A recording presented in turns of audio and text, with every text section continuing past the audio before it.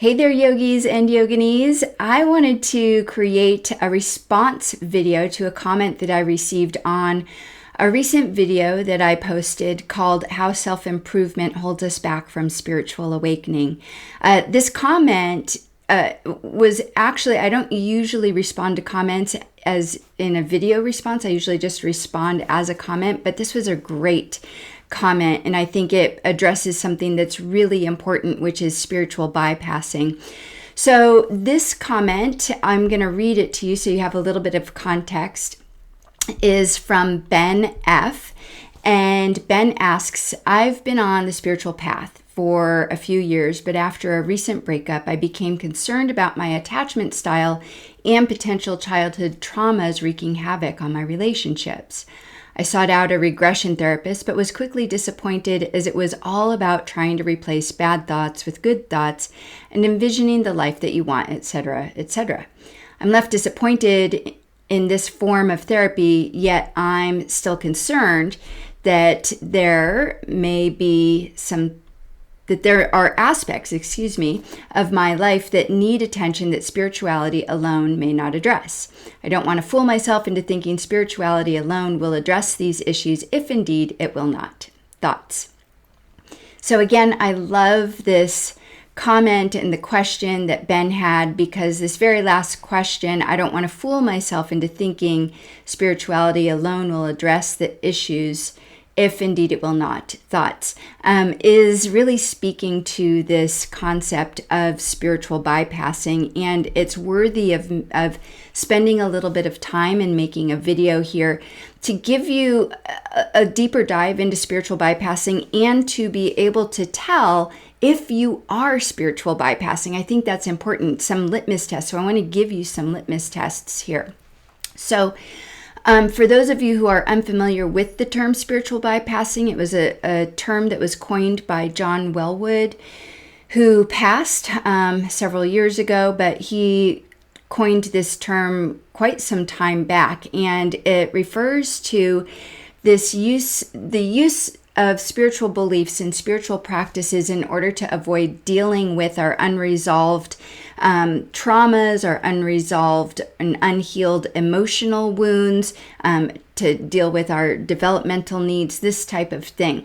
It's something that's really commonly done. It's a significant issue, I believe, and it's really crucial to identify when we might be falling into this trap of spiritual bypassing. So there are some common signs of spiritual bypassing that you should watch for if you're someone who is using a lot of spiritual practices.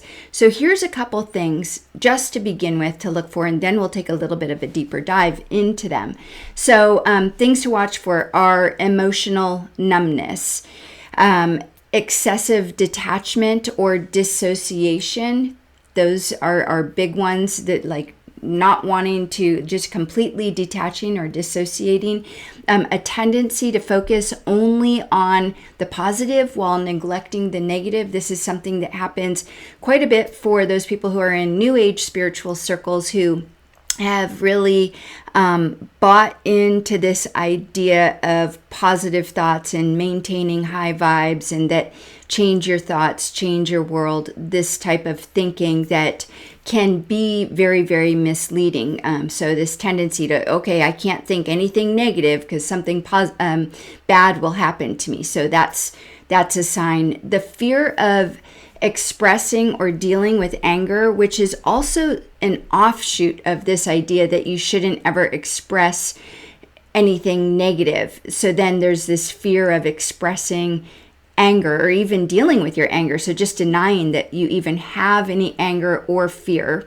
as well, because fear comes from anger, any form of anger. So when I say anger, I don't just mean like I'm angry, but frustration, for instance, is a subtle form of anger. So if there's a fear of expressing or dealing with these things, that could be a sign. And then another sign could be this tendency to judge others who do express their emotional states, a tendency to judge others' emotional states as good or bad, saying like, oh, no wonder why that person is experiencing this. They're always pessimistic. They never think anything good. So pinning those types of judgments onto someone can also be a symptom of spiritual bypassing. So recognizing these signs in your own behavior can be the very first step that you take towards understanding and addressing spiritual bypassing. So I have a really simple litmus test that I use with my clients to help them identify, and for me when I'm working with clients, to identify if in fact they are spiritual bypassing. So I ask them, and this is important, what is your intention behind doing your spiritual practice? Why are you even doing your spiritual practice? If the primary intention behind our spiritual practice is to avoid something or to attain something, to acquire something, then that's a telltale sign of spiritual bypassing. We're using our spiritual practice in order to get rid of something that we don't like in order to feel whole and complete, or to acquire something that we think will make us feel whole and complete. So these are very key to identifying this spiritual bypassing. So in assessing your own spiritual practice, you're going to want to question yourself and be really honest with yourself. What do I really want? What do I want? Why am I doing this particular spiritual practice? And then for yourself, assess whether the answer to this question is driven by avoidance or attachment behaviors. Are you using spirituality as a crutch in order to avoid confronting very difficult situations or experiences or emotions in your life? Or are you clinging on to certain spiritual practices with the hopes of attaining certain specific outcomes? If the answer to either of these questions, right, is yes, then you may need to start looking at doing some therapy or working with a really good counselor or therapist or coach to do some good healing work. Dealing with unhealed experiences and undigested emotions is crucial before we can truly open ourselves to the spiritual path and spiritual awakening. So let me just give you a couple of really quick examples here.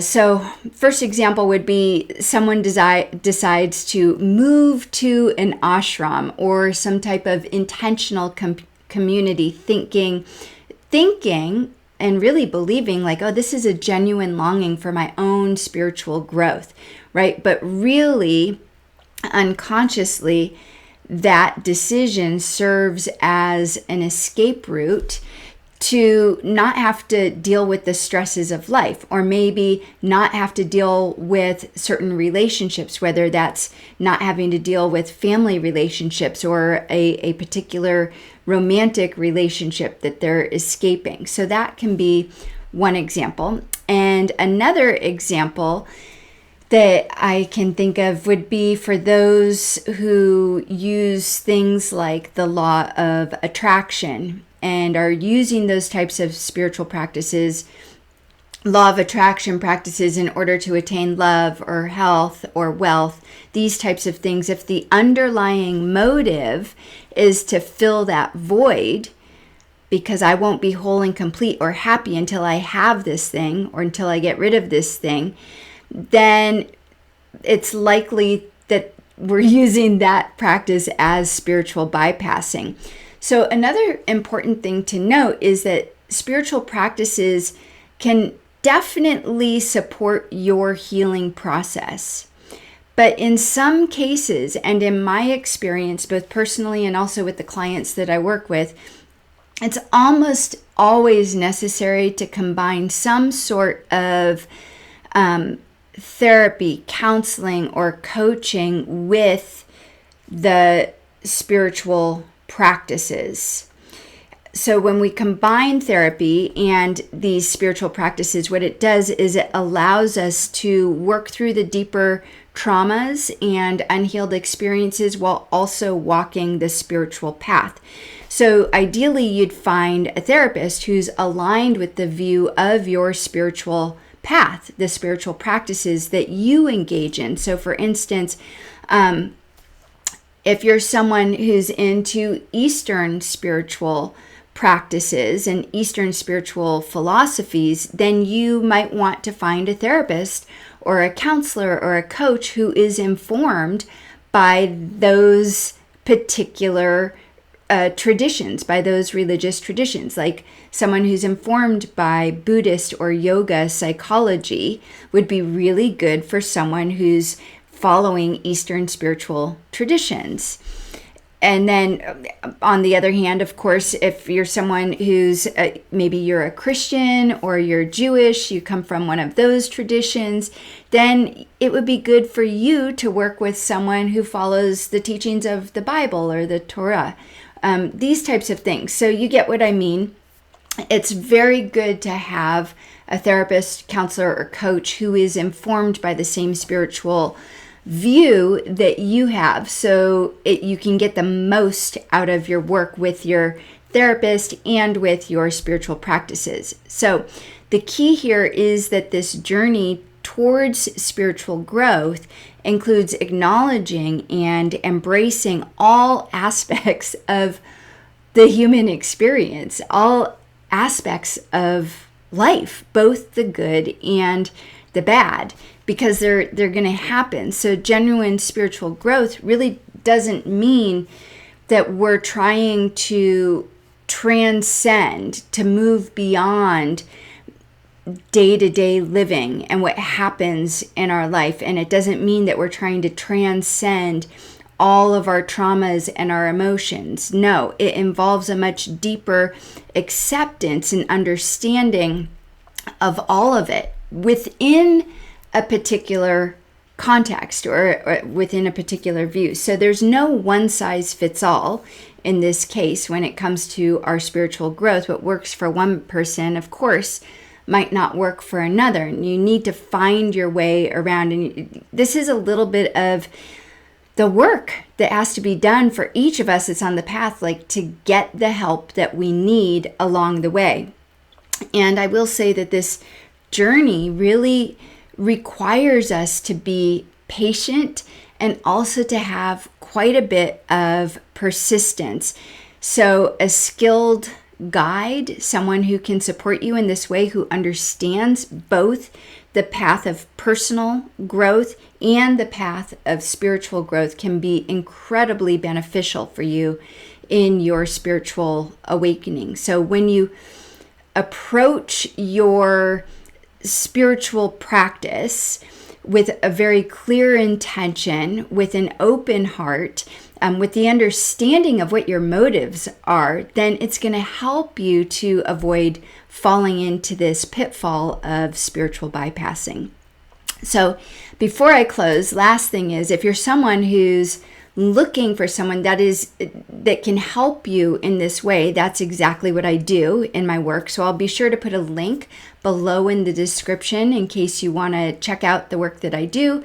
I work with clients one-on-one. I also do programs, longer programs that I work with clients on this path, specifically on the path of spiritual awakening, but also recognizing that we all have unhealed emotional wounds. We have unhealed experiences and traumas that we also need to deal with at the same time. So I'm here to support in any way I can. And if that means that I can support you or anyone else that you know with some personal work, then feel free to reach out to me.